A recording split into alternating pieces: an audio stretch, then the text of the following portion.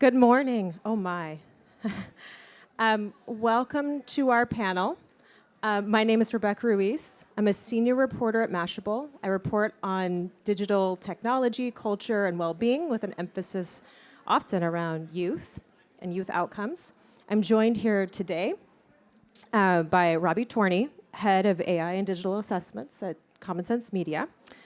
Dr. Nina Vasan, founder, Brainstorm, the Stanford Lab for Mental Health Innovation, and Dr. Allison Mishkin, youth policy lead at OpenAI. And we're here to talk about AI and teen well-being. We know that teens are using AI chatbots.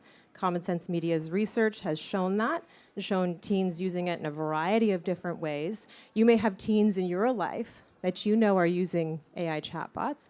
And we know that there are some potentially promising uses for them, right?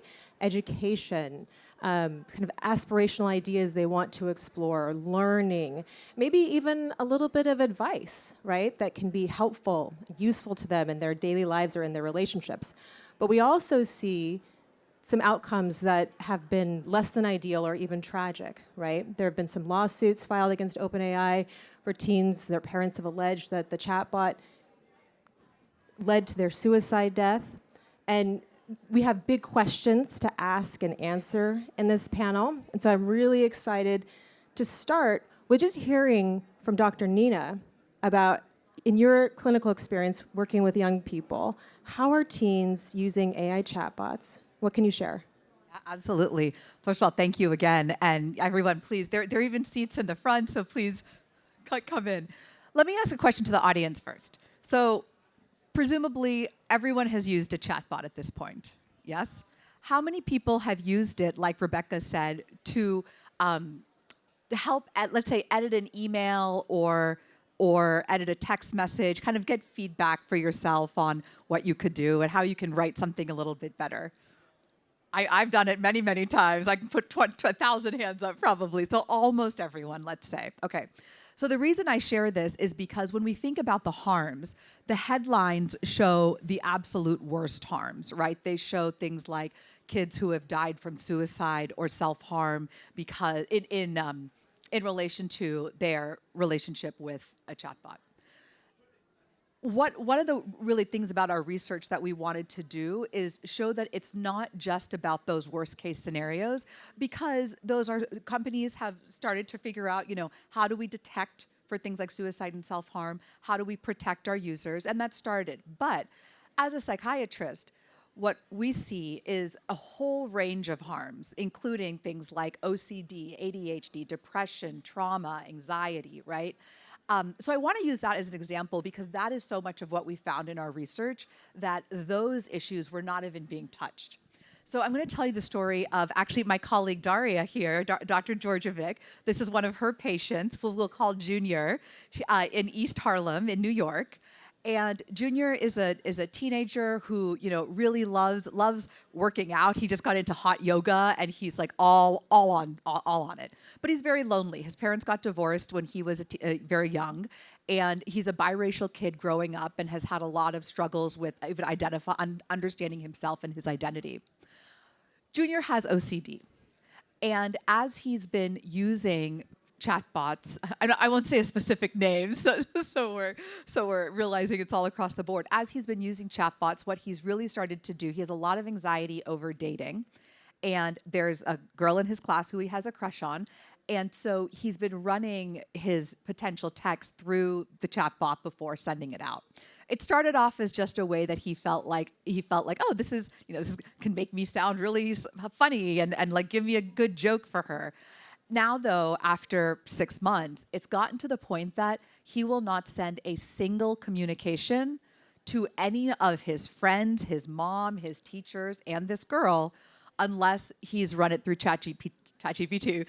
And not only will he do it once, he'll keep going, right? Because ChatGPT will say, oh, do you want to make it funnier? Or, do you want to make this romantic? So he literally can't stop. And it's absolutely become an obsession. And how many of us do feel a little bit of relief when we get a recommendation for how to write an email to our bots, right? It actually does help us out. So you can imagine almost getting addicted to that reassurance. That's what's happened.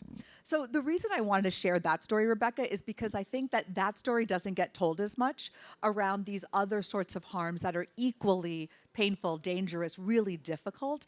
And we saw this across the board. And so what can we do to both detect these sorts of harms and put the design features into chatbots so that systemically we're creating a safe that's safer and healthier for all users? Yeah, thank you for sharing that. And when I'm listening to you talk, I'm hearing there's a risk factor for this young person, right?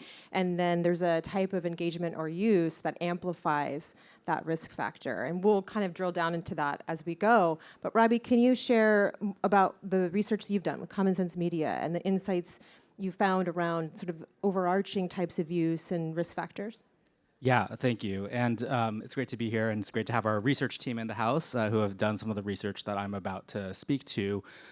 We've been looking at AI use of chatbots for about 3 years now, and we've been doing independent third-party evaluations of these, first starting with our Common Sense Media agent stage approach of looking at the content in chatbots and increasingly expanding in partnership with folks like Dr. Nina into areas like mental health and other types of harms. The research team's research at Common Sense Media shows that teens use chatbots for a lot of different purposes. I think you saw that talked about on the main stage yesterday. They're not using it for just one thing. They're using it for homework help. They're using it for advice. They're also using it for personal matters, companionship, et cetera. And we know that about 70% of teens in our polling nationally say that they are using chatbots. About half are regular users for emotional support, companionship, mental health support, and 1 in 3 teens say that they prefer talking to a chatbot about serious matters over a peer, a trusted adult, or a friend. So chatbot use is prevalent, and in our research more broadly, our risk assessments of these platforms, we do see a lot of fundamental mismatches with how these systems are designed and how teen brains are wired and functioning. And I think we'll talk more about that this morning. We definitely will. And I want to ask Dr. Allison, can you talk, and Robbie mentioned the research going back for at least 3 years now, right? And the policies now that OpenAI has implemented over that time period as well. I mean, not necessarily tracking exactly, but certainly in the wake also of the first lawsuit that was filed against OpenAI for a teen suicide death, those allegations. Can you talk to us about where the policies are now? What has OpenAI focused on? What policies do you think are really aimed at ensuring safety and potentially also thriving? Sure, thanks so much. So one of the ways that we approach developing policies at OpenAI is really grounding it in the developmental science. I'm a researcher trained at Sesame Street, and one of the things that I learned there is just like the science of how young people learn, the science of how exposure to content influences outcomes. So we know, for example, exposure to violence might make a young child more violent because they don't yet have moral reasoning and are going to imitate what they see on screen. So we do a whole slew of research grounded in the developmental science to map these are the risks of exposure to content and these are the outcomes that we might see. Then we have an entire engineering organization whose job it is to embed these recommendations into practice to ensure that over long contexts and short contexts we're able to be responsive to the science of content exposure. So for example, and so we've developed a set of unique we call them teen policies that are on top of the additional strong protections we have for all users. And these are the basis of everything we do for teenagers. And then additionally, there might be some places where the science actually isn't clear. And that's where at OpenAI, we believe we have an obligation to err on the side of caution. And if we don't yet have science, for example, around things like what is the influence of role play on teenage development, we have additional strong protections on certain types of role play that we deem harmful, for including romantic role play, violent role play. We don't want you to be adopting those personas with the chatbot. And so that's kind of the baseline of how we think about safety. Safety is not enough, though. If we're going to put teens on our platform, we also need to think about how can we nudge them towards positive outcomes, towards enhancing their learning, enhancing their potential. So we also try to think about, as I said, the developmental science of how people learn and ensure that experiences for teens are really embedded in driving values to their lives based on developmental principles like don't be judgmental, offer choice, and the like, because I think our goal really is to ensure that young people growing up with these systems are able to be protected and are able to use them to become their best selves. Thank you for that. I want to talk about the developmental mismatches to which you're alluding, right? Which is that teens are in a very sensitive developmental period in terms of their brains and their feelings and their impulses. Dr. Nina, can you tell us about where you're seeing those developmental mismatches happen when young people? I mean, you gave us an example earlier, but your work is also focused on some of the areas in which mental health problems emerge, but aren't quite addressed effectively with teen use. Absolutely. Well, I'll start with the statistic. Mike Robb is our statistics guy here. And one of the statistics that just is so important for, I think, why this work is so important for kids and youth is that 75% of mental illness will start before age 24. It's very different from other types of diseases, right, where it's really, really skews young. So that's why it's that much more important for us to be doing this research and working on platforms that are really trying to proactively address youth mental health and well-being, as well as, of course, the school system doing that. I want to give two examples. One is in the research that we did with Common Sense Media. We were looking at all, the 4 most common platforms, and now many platforms have put out products specifically for youth, right? There are different experiences for 18 and below. And what we saw in that is that there have been really good attempts to things like parental permissions and attempts to, make sure that kids are getting help if they say, things that are concerning. But what we noticed was that if we think about if we act as if we are, let's say, a 5-year-old, and then a 10-year-old, and then a 15-year-old, the experiences are actually the same. And they're different from if we were a 25-year-old. But as anyone knows here, what a 5-year-old, 10-year-old, and 15-year-old can understand, what they need, how they think about things, how they solve problems, the words they even understand are completely different. So what that really shows is that we need a experience for the kids that will be tailored to their age and where they are.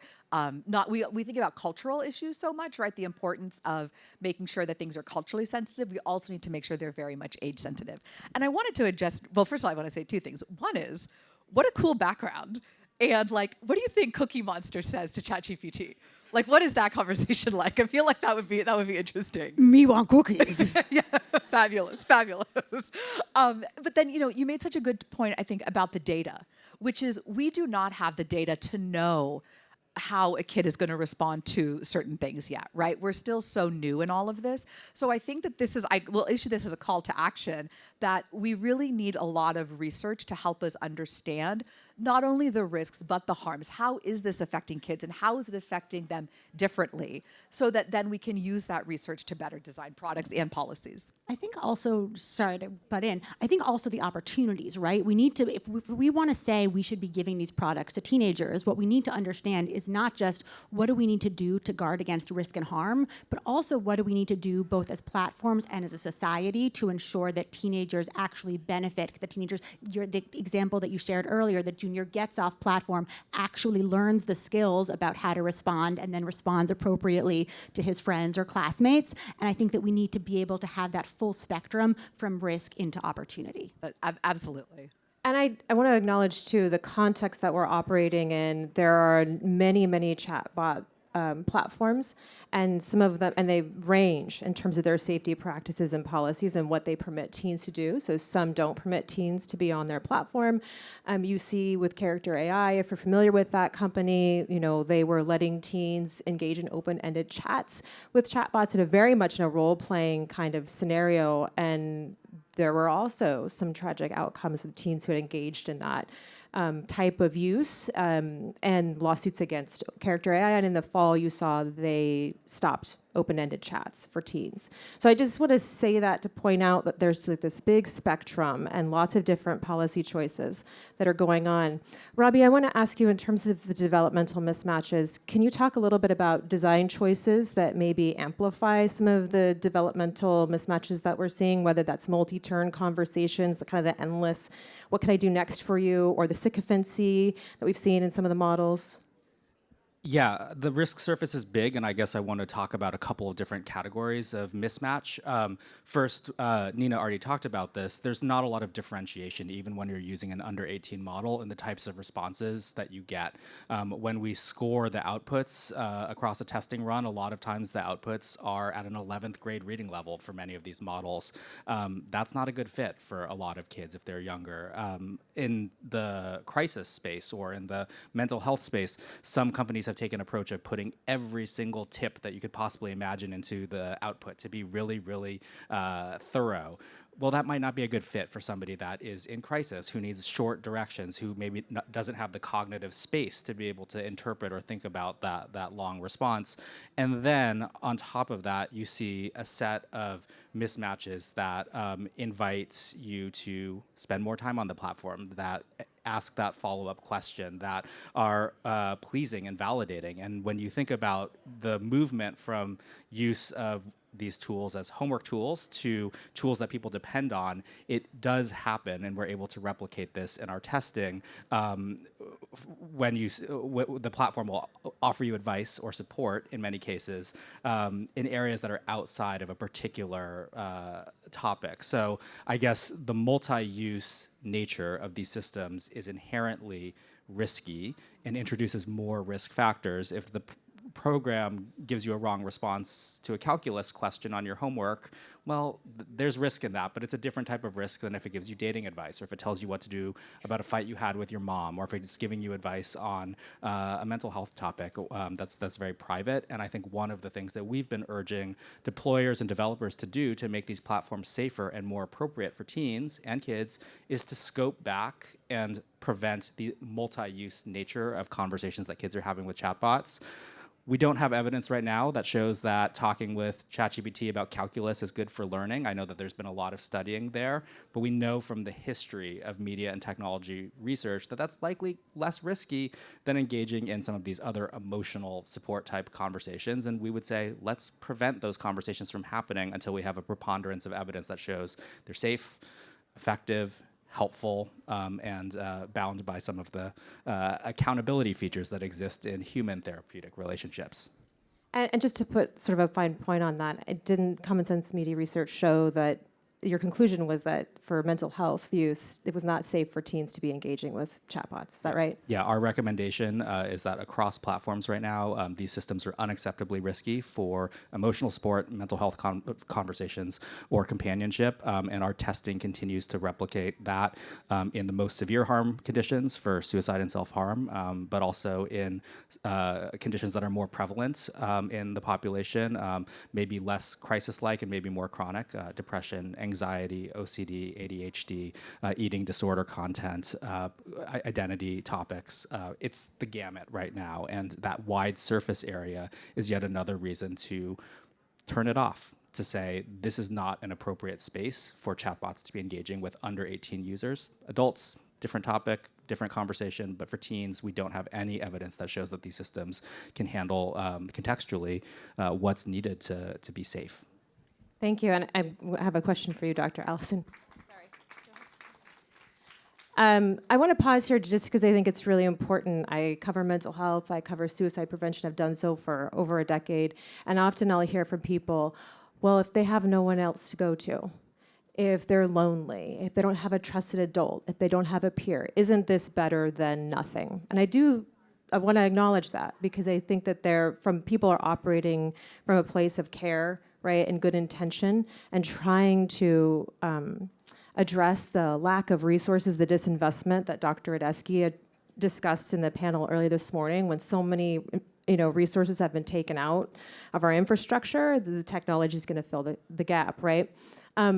So just to acknowledge that there is thinking around this, that like, why not? Why shouldn't we be doing this? And Dr. Allison, I actually want to give you a moment to address this question of, should we continue to give teens the ability to have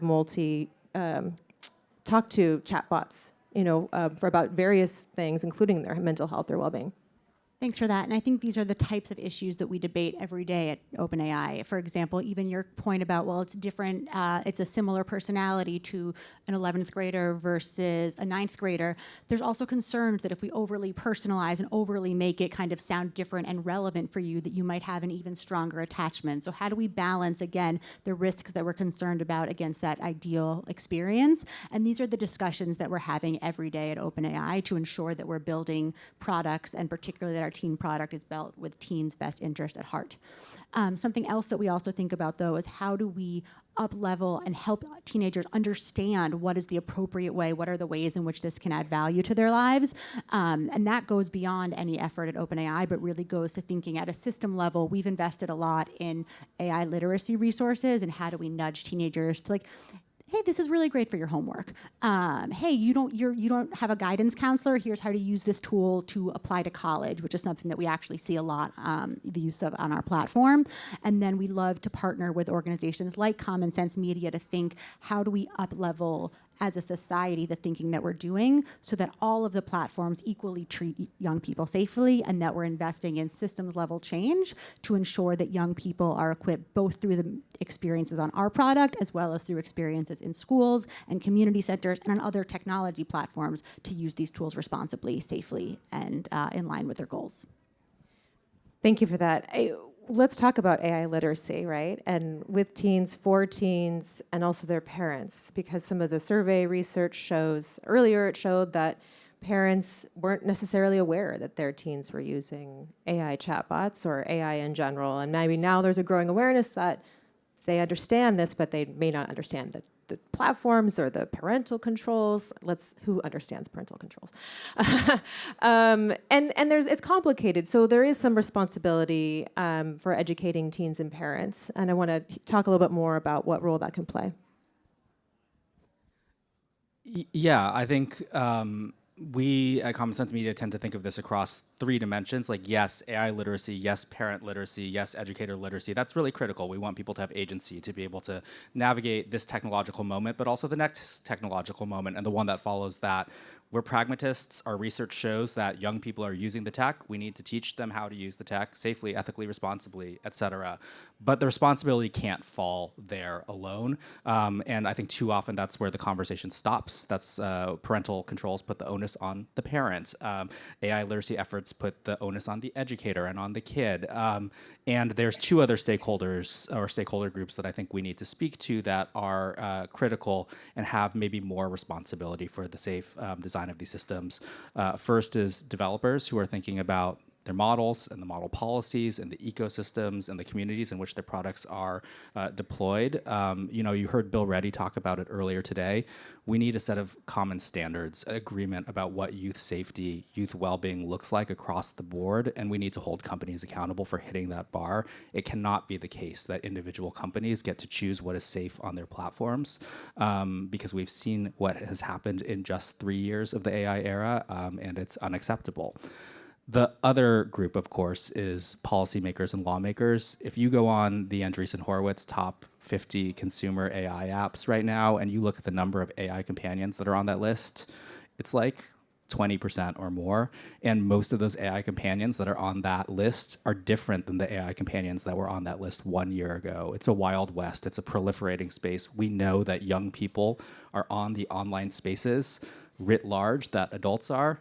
If those are the top 50 apps, we can guarantee that young people are on them, and that calls for regulation to prevent young people from having access to unsafe experiences that are designed to exploit them. And I think, Dame Kidron spoke about that this morning. We're not trying to ban young people from the platforms. We're trying to ban the platforms from the young people until they've hit that bar that shows that they are safe to be used.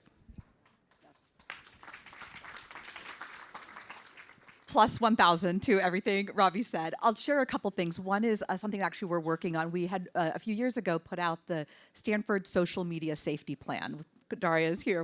We did it together. And really what it was recognizing that so many parents were saying, we know that we want to get our kids to think about this differently, but how do we do that? If I just say, do it less, they're not going to do it, right? So we actually put together 20 questions that parents and kids can ask together. So first, as a psychiatrist, I want them to understand their behaviors, their thoughts, their emotions behind wanting to even pick up their phone and get on social media, right? What's going on in that moment?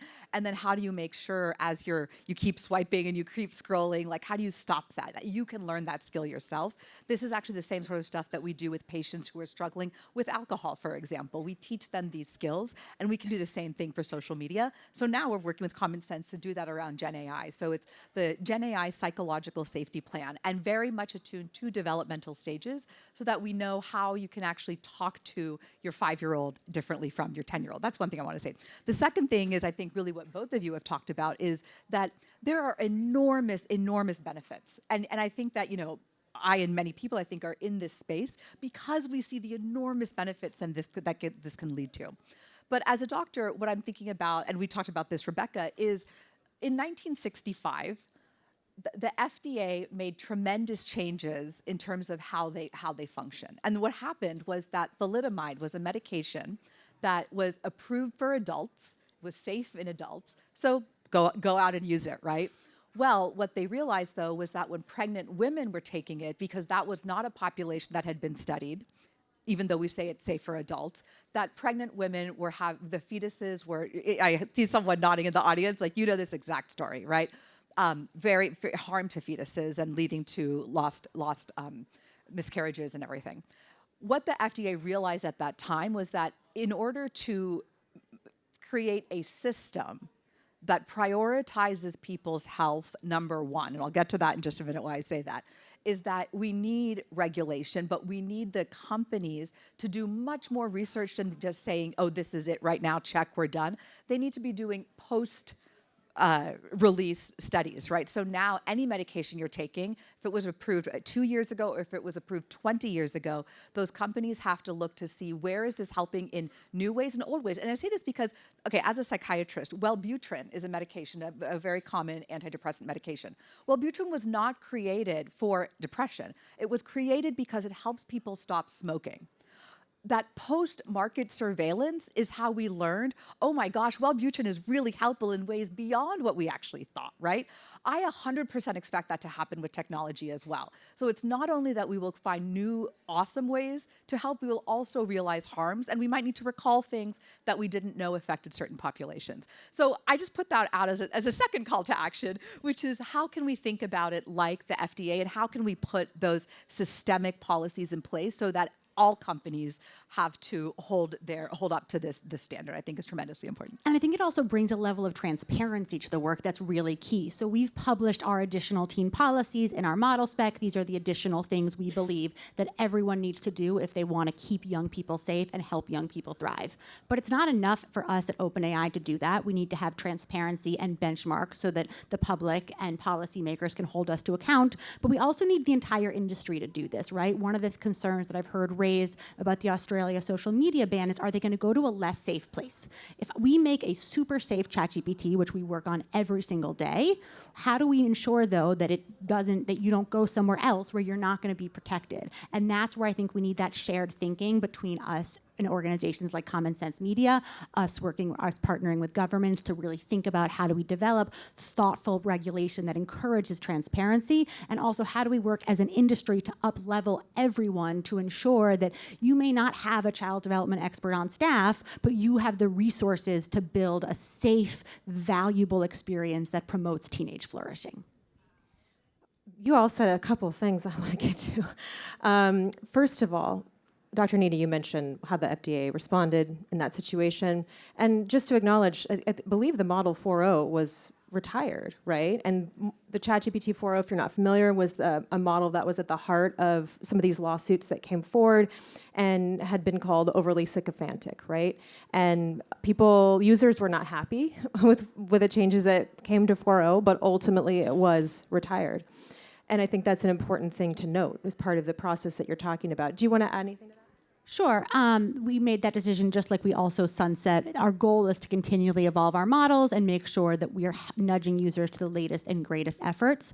One thing that I also want to think about is not just the efforts that we've made to sunset models, but also to think about how we help our developer ecosystem use smarter models. And so today, actually in partnership with Common Sense Media, with their advice, we've released a set of policies for developers along with an accompanying data set, so that if you are a developer looking to create a product for teenagers, you can basically have, the way we view it is like necessary but not sufficient conditions for teen safety. These are the baseline policies and systems anyone who wants a safe model for teenagers would need to consider. Things like preventing harmful body ideals, exposure to graphic violence and sex, and so on. And this is something that we've collaborated on with experts here, and I think is a important first step in thinking through how do we continue to evolve our models and how do we continue to evolve the ecosystem to have said shared standards. Got your clapping. I was clapping. I think that's awesome. I want to talk to you about, when we think about a safer ecosystem, you all have made references to what that can look like and how it happens. One area that's become really hot lately is age assurance. A lot of platforms are turning to age assurance to try to make sure that teens are not being exposed to harmful content, to the riskiest content. There was some reporting in the Wall Street Journal recently that, as OpenAI is developing sort of an erotica version of ChatGPT, they're trying to figure out how do we keep teens out of this area, right? And I believe in that story, it was reported that at the time, so the misclassification rate for teens being identified as adults was 12%, which amounted to several million teens potentially getting access to that tool. It never happened, but that was the idea. Can you talk a little bit about what isn't acceptable when we think about age assurance as a tool to create a safe ecosystem? Is there what is the acceptable misclassification rate, or how do you think about that?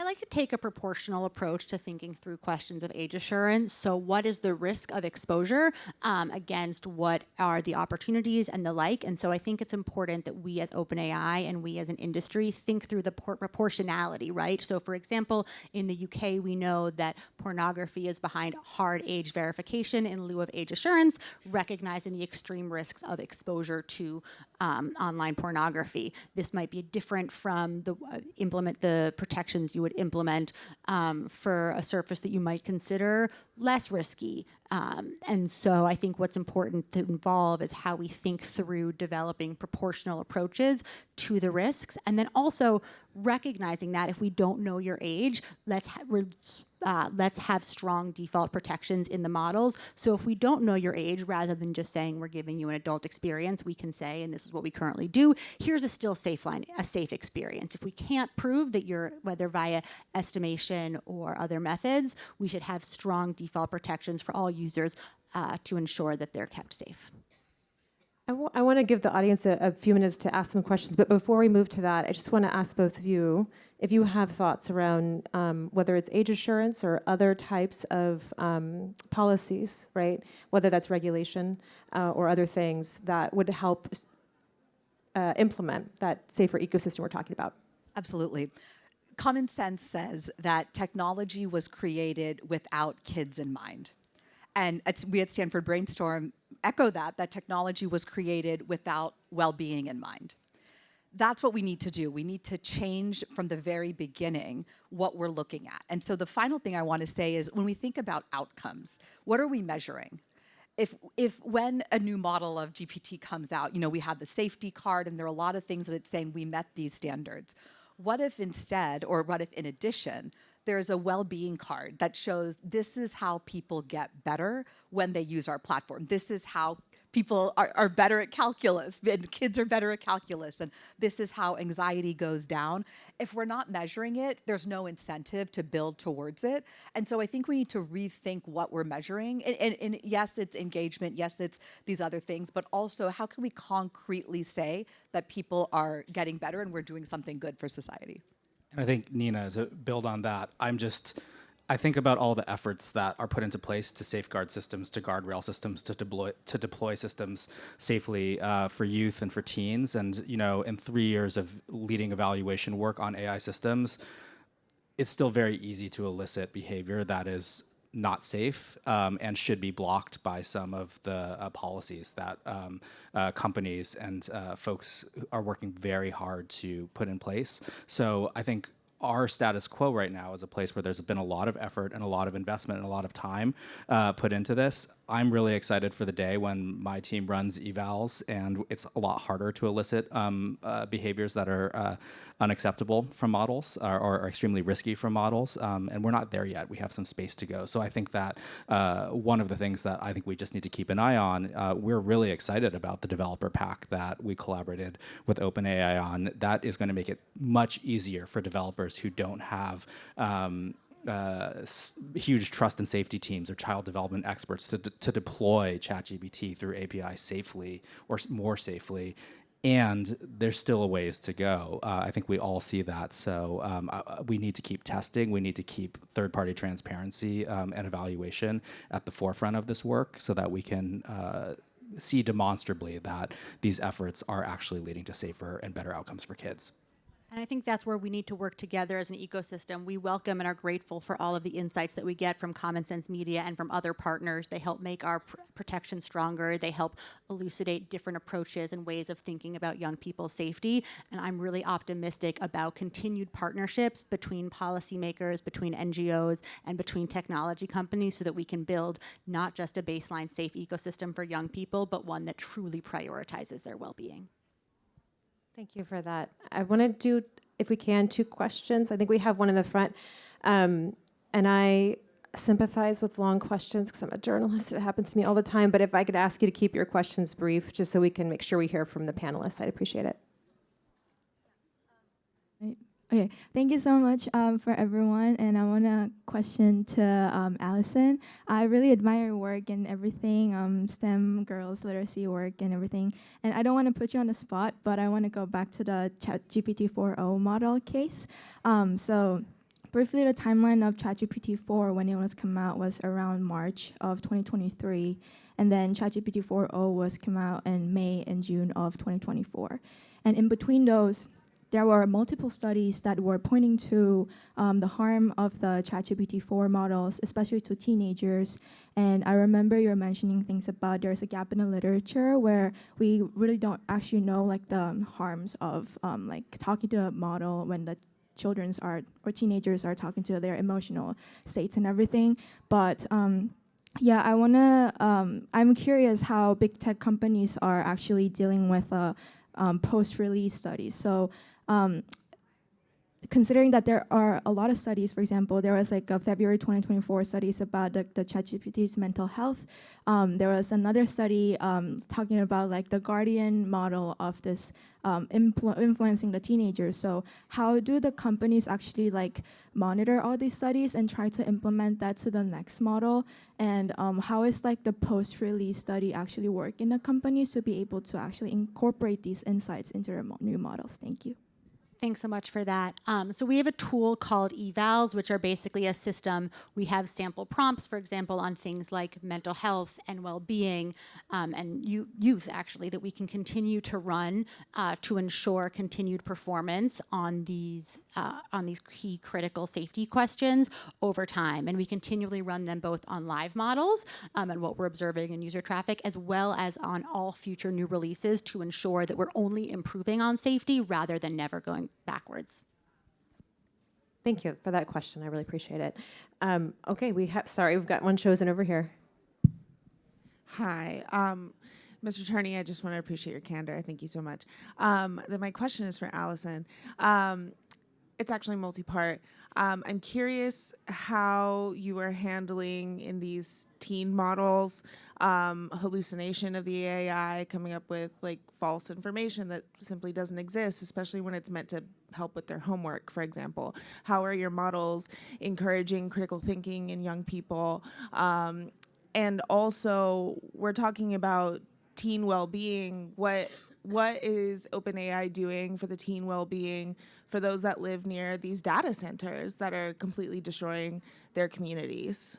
And also, just frankly, teen model or otherwise, young people will find a way to use the tool, whether or not there's a paywall as well.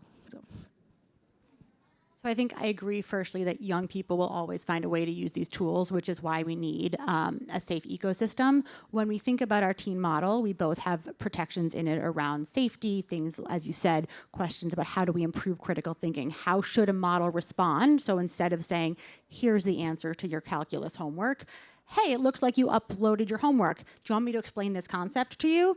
And I think there are important investments that we can make as an industry to ensure that models are helping young people develop that metacognition and that critical thinking. We also need to, as you said, invest in communities, both in terms of literacy as well as in terms of resources. And I think it's really a multi-part strategy to think through what are all the ways in which these models could impact youth well-being, physical, emotional. We know what kids need to thrive, right? That science of what young people need to thrive hasn't changed in 100 years. And instead, we should be thinking about what are the ways in which my model could be impacting these resources, and also how do I ensure that my model embeds the principles that young people need to thrive, and how do we embed that in communities as well? If I can add on to that, Dr. Allison, I think one of the things that we're excited about and that we're seeing in our testing and the work that we're doing with Brainstorm is that there actually are probably other ways of interacting that aren't like kid to chatbot to kid to chatbot that like may be promising or supportive.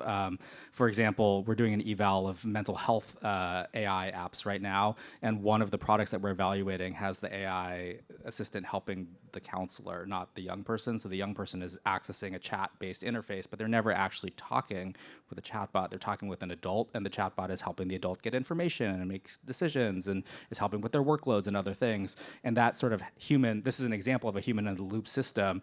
It's safer because the adult is still the one who's sending like the information to the kid. So I totally agree that like we need to keep thinking about model level protections and improvement there. I also think that there's sets of values that we need to innovate around in terms of like what does the student's relationship to their homework and their school look like, and how can ChatGPT interface within that? Completely, and that's why I think also a lot of the tools in the education system that I'm really excited about are similar to what you're describing, but with thinking through how the AI can help the teacher think through lesson planning, think through opportunities to innovate and make a more active classroom.